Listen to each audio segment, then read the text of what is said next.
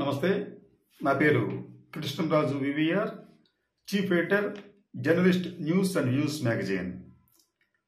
కేంద్ర ఎన్నికల సంఘం పనితీరు, అలాగే గత ఎన్నికల్లో ఆంధ్రప్రదేశ్లోని ఎన్నికల సంఘం అధికారులు వ్యవహరించిన తీరు పలు సందేహాలకు, అనుమానాలకు తావిచ్చే విధంగా ఉంది. ఆంధ్రప్రదేశ్లో గత ఎన్నికల్లో ఈవీఎంలు ట్యాంపరింగ్ చేశారనే అనుమానాన్ని సాక్షాత్తు మాజీ ముఖ్యమంత్రి, వైసీపీ అధినేత జగన్మోహన్ రెడ్డి గారు వ్యక్తం చేశారు. ఇటువంటి అనుమానాలన్నే గతంలో చంద్రబాబు నాయుడు గారు కూడా వ్యక్తం చేశారు.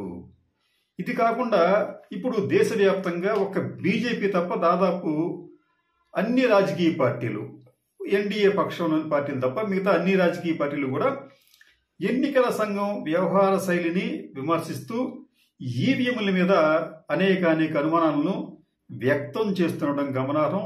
కొన్ని రాష్ట్రాల్లో అయితే ఈవీఎంలకు వ్యతిరేకంగా ఉద్యమాలు కూడా జరుగుతున్నాయి.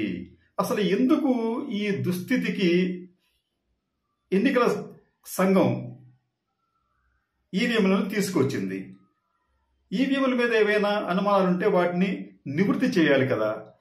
చేయకుండా మొండిగా ఎందుకు ఈవీఎం ఉండిపోతుంది, మౌనంగా ఎందుకు ఉంటుంది అనే దాన్ని ఒకసారి మనం పరిశీలించే ముందు, గత ఆంధ్రప్రదేశ్ ఎన్నికల తర్వాత కొంతమంది అభ్యర్థులు ఎన్నికల సంఘానికి దరఖాస్తులు చేసుకొని ఈ రీకౌంటింగ్ చేయాలి అని చెప్పి వారు డబ్బులు కూడా కట్టారు ఎన్నికల సంఘానికి. నిజానికి ఎన్నికల సంఘం సుప్రీంకోర్టు ఆదేశాలకు అనుగుణంగా రీకౌంటింగ్ చేయాలి వారు అడిగిన స్థానాల్లో. కానీ ఒక్క ఆంధ్రప్రదేశ్లో మాత్రం ఎన్నికల సంఘం విచిత్రంగా వ్యవహరించింది. రీకౌంటింగ్ చేయటానికి ఇష్టపడలేదు. ఇష్టపడక మాక్ పోలింగ్ నిర్వహిస్తామని చెప్పి అంటుంది. అంటే వీరు ఏ కేంద్రాల్లో అయితే రీకౌంటింగ్ అడిగారో ఆ కేంద్రాల్లో ఎన్నికల సంఘం ఈవీఎంలతో మరోసారి పోలింగ్ నిర్వహిస్తుందంట. ఆ వచ్చే ఓట్లను మీరు వివిప్యాట్ స్లిప్పులతో పోల్చుకోమని చెప్పి అంటుంది. అభ్యర్థులు అడిగింది రీకౌంటింగ్కి, ఎన్నికల సంఘం చెప్తుంది అది మాక్ పోలింగ్ అని చెప్పి అంటుంది. ఎందుకు ఇలా చేసిందో ఎవ్వరికీ అర్థం కాదు. దేశవ్యాప్తంగా ఇదే పద్ధతిని ఎన్నికల సంఘం అవలంబిస్తుందా అంటే ఖచ్చితంగా కాదు. మహారాష్ట్ర ఎన్నికల తర్వాత నాందేడ్ తదితర ప్రాంతాల్లో కొంతమంది అభ్యర్థులు రీకౌంటింగ్కి అప్లికేషన్ చేశారు. దానికి సంబంధించి ధరావత్తు కూడా పే చేశారు. మహారాష్ట్రలో మాత్రం అక్కడ వారు అడిగిన స్థానాల్లో తిరిగి రీకౌంటింగ్ చేశారు. అంటే ఈ ఎలక్ట్రానిక్ ఓటింగ్ మిషన్లో వచ్చిన ఓట్లతో వీవీప్యాట్లను కూడా లెక్కించి సరిచేసి సరిపోల్చారు. దాంతో అభ్యర్థులు తమ సంతృప్తిని వ్యక్తం చేశారు. అనుమానాలు దాదాపు తీరిపోయాయి.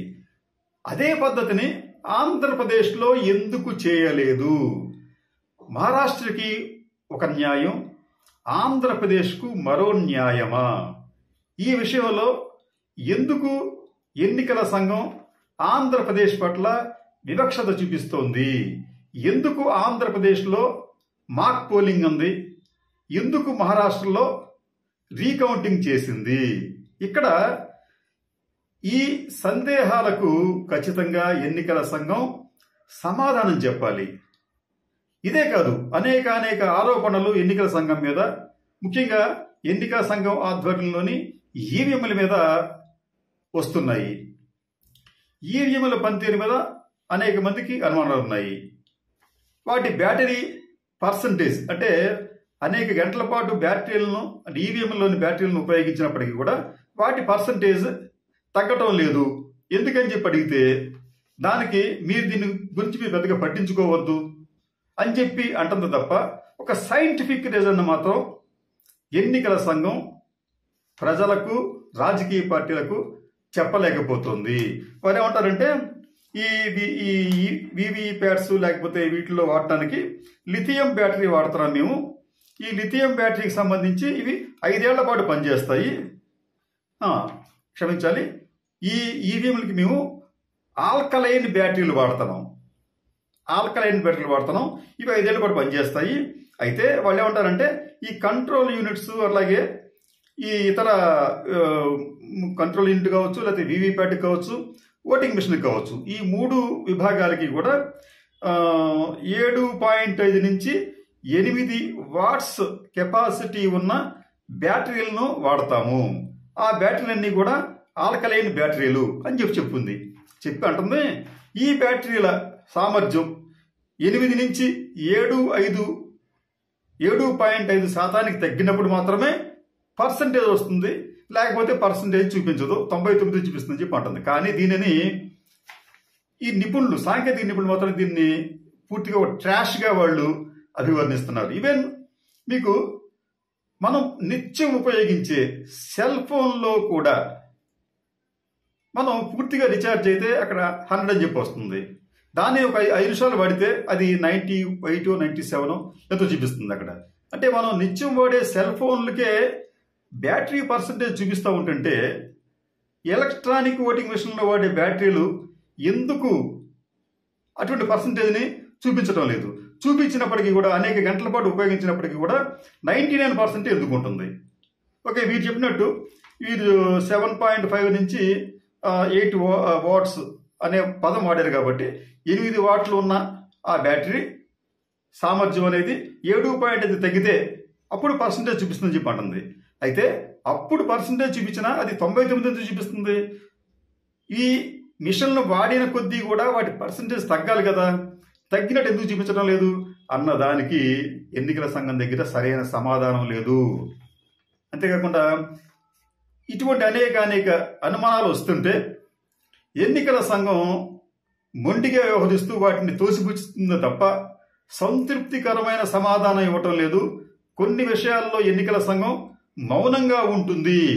ఇది సరైన విధానం కాదని చెప్పి గతంలో కేంద్ర ఎన్నికల సంఘం ప్రధానాధికారిగా పనిచేసిన ఎస్వై ఖురేషీ గారు కూడా వ్యాఖ్యానించారు. అంటే ఎన్నికల సంఘం దగ్గర ఏదో ఒక లోపం ఉందేమో అని చెప్పి మనం భావించాల్సి వస్తుంది. ఆంధ్రప్రదేశ్కి సంబంధించి మనం ఇంతకు అనుకున్నాం, ఎక్కడో ఒక లోపం జరిగింది, వాళ్ళు మాక్ పోలింగ్ చేస్తామని చెప్పారు డీకౌంటింగ్ చేయమంటే. అంతేకాకుండా ఈ వీవీప్యాట్లోని స్లిప్పులను కూడా 10 రోజులు కూడా ఉంచకుండానే వాటిని తీసేసి వాటిని ఎక్కడో దాచామని చెప్పి అంటున్నారు. ఇది కూడా నిబంధనలకు విరుద్ధం. ఎందుకంటే ఈ డీకౌంటింగ్ జరపాలని చెప్పి దరఖాస్తులు చేసిన చోట వాళ్ళు వాటిని దరఖాస్తు చేయాలి. అంటే ఓటింగ్ మిషన్లో ఎన్ని ఓట్లు వచ్చినాయి, వీవీప్యాట్లో ఎన్ని ఓట్లు ఉన్నాయని చెప్పి వాటితో సరిపోల్చాలి. కానీ అటువంటి ప్రయత్నం చేయలేదు. ఒక్క ఏపీలో మాత్రమే చేయకుండా మేము మాక్ పోలింగ్ పెడతామని చెప్పి వాళ్ళు ఎందుకు చెప్పారు? అంటే ప్రజాస్వామ్యం అంటే వీళ్ళకి అంత ఫార్స్గా కనిపిస్తుంది ఎన్నికల సంఘానికి. సుప్రీంకోర్టు కూడా చాలా స్పష్టంగా చెప్పింది, అభ్యర్థులకు అనుమానం వస్తే వారి దగ్గర కొంత ధరావత్తు తీసుకొని, కొంత అమౌంట్ తీసుకొని మీరు రీకౌంట్ చేయమని చెప్పి సుప్రీంకోర్టు చెప్పింది. సుప్రీంకోర్టు అన్నప్పుడు కూడా వారికి లెక్కలేదా? తాజాగా నిన్నటికి నిన్న ఒక సంఘటన జరిగింది. ఎన్నికల సంఘానికి సంబంధించిన అన్ని రికార్డులు కూడా ప్రజలు అడిగితే వారికి మీరు చూపించాలి అని చెప్పి మీకు ఈ మన కోర్టు చెప్తే, ఈ కేసు ఏమిటండి? ఇది హర్యానాలో మహబూబ్ పాషా వర్సెస్ ఎన్నికల సంఘం. ఈ మహబూబ్ పాషా ఆయన ఈ ఎన్నికల నిర్వహణకు సంబంధించి అన్ని రికార్డులు కూడా ప్రజలకు ఇవ్వాలి అని చెప్పి కోరితే దానికి హర్యానా హైకోర్టు అంగీకరించి ఎన్నికల సంఘాన్ని ఆదేశించింది. వెంటనే ఎన్నికల సంఘం ఏదో జరిగిపోతుంది, ప్రమాదం జరిగిపోతుందని చెప్పి వెంటనే ఎన్నికల సంఘాన్ని పర్యవేక్షించే, లేకపోతే దాన్ని నడిపే చట్టం ఏదైతే ఉందో ఆ చట్టాన్ని వాళ్ళు మార్చి వేశారు రాత్రికి రాత్రే. ఎందుకు ఇలా చేయవలసి వచ్చింది? ఫర్ ఎగ్జాంపుల్, ఇది కండక్ట్ ఆఫ్ ఎలక్షన్ రూల్స్ 1969, దీని ప్రకారం ఎన్నికలు నిర్వహించాలి. దీంట్లో దీనికి సంబంధించి 93 రూల్లో చాలా స్పష్టంగా ప్రజలకు అన్ని రకాల రికార్డులు కూడా ముందుంచాలి, బహిర్గతం చేయాలి, వారు అడిగితే చెప్పాలి అని చెప్పుంటే ఈ హర్యానా హైకోర్టు ఇటువంటి ఆదేశం ఇచ్చిన వెంటనే అంటే ఈ రికార్డ్స్ అన్ని కూడా ఇంక్లూడింగ్ ఎలక్ట్రానిక్ రికార్డ్స్ కూడా ఇవ్వాలని చెప్పి ఆదేశిస్తే వెంటనే కేంద్రం జోక్యం చేసుకొని రాత్రికి రాత్రే ఆ నిబంధనను సవరించి ఎలక్ట్రానిక్ రికార్డ్స్ అనేవి ఇవ్వటం కుదరదు అని చెప్పింది. ఎందుకు కుదరదు? ఎలక్ట్రానిక్ రికార్డ్స్ అంటే ఏమిటవి? ఎలక్ట్రానిక్ రికార్డ్స్ అంటే మీకు సీసీ కెమెరాలు కావచ్చు, లేకపోతే వెబ్కామ్లు కావచ్చు, లేకపోతే ఈ ఎలక్ట్రానిక్ ఓటింగ్ మిషన్ల ద్వారా నమోదవుతున్న ఓట్ల వివరాలు కావచ్చు, వాటిని ఇవ్వటం కుదరదని చెప్పి చట్టాన్ని సవరించింది. అంటే ఎందుకు కేంద్రం ఇంత ఆగమేఘాల మీద ఒక చట్టాన్ని సవరించవలసి వచ్చింది అంటే ఎన్నికల సంఘానికి సంబంధించి ఎక్కడో ఏదో చాలా తీవ్రంగా అనుమానాలు రేకెత్తించే విధంగా వారి వ్యవహార శైలి కనిపిస్తోంది. అందుకనే ఆగమేఘాల మీద చట్టాలు మార్చేస్తున్నారు. రీకౌంటింగ్ చేయమంటే మాక్ పోలింగ్ అని చెప్పి అంటున్నారు. బ్యాటరీస్ పర్సంటేజ్ చెప్పమంటే దానికి మీరు పెద్దగా పట్టించుకోవద్దని చెప్పి అంటారు. ఇవన్నీ చూస్తూ ఉంటుంటే ఎన్నికల సంఘం తన క్రెడిబిలిటీని కోల్పోయే విధంగా వ్యవహరిస్తుంది. చివరగా ఒక మాట, మన పొరుగునే ఉన్న బంగ్లాదేశ్ వారు కూడా వచ్చే ఎన్నికల నుంచి ఎలక్ట్రానిక్ ఓటింగ్ మిషన్ల ద్వారా పోలింగ్కి వెళదామని చెప్పి వాళ్ళు నిర్ణయించుకొని అనేక లక్షల ఈవీఎంలు కొన్నారు. కానీ ఈ భారతదేశంలో జరుగుతున్న తంతులు చూసి వారికి కూడా మరి అనుమానం వచ్చింది ఎవరు తెలియదు. కానీ వారు నిన్నగాక మొన్న ఒక నిర్ణయం తీసుకున్నారు. వచ్చే ఎన్నికలు కూడా మనం బ్యాలెట్ పేపర్ ద్వారానే ఎన్నికలకి వెళదాము, ఈవీఎంలు అసలు మనం వాడద్దని చెప్పి వాటిని తీసుకెళ్ళి మూలన పడేస్తున్నారు. అంటే బంగ్లాదేశ్లో కూడా ఈవీఎంలు వాడటం లేదు. ఇండియాలో వాడటం అనేది నిజానికి మనందరికీ గర్వకారణం. అయితే ఈ ఈవీఎంల మీద వచ్చే ప్రతి అనుమానాన్ని నివృత్తి చేయవలసిన బాధ్యత ఎన్నికల సంఘానికి ఉంటుంది. లేకపోతే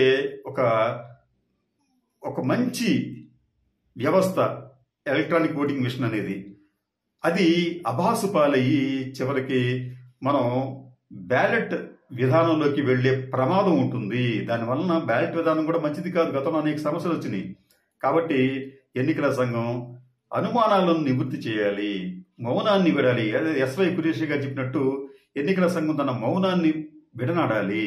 అప్పుడు మాత్రమే భారతదేశ ఎన్నికల వ్యవస్థకు గౌరవం పెరుగుతుంది, నమ్మకం సన్నగిల్లకుండా ఉంటుంది.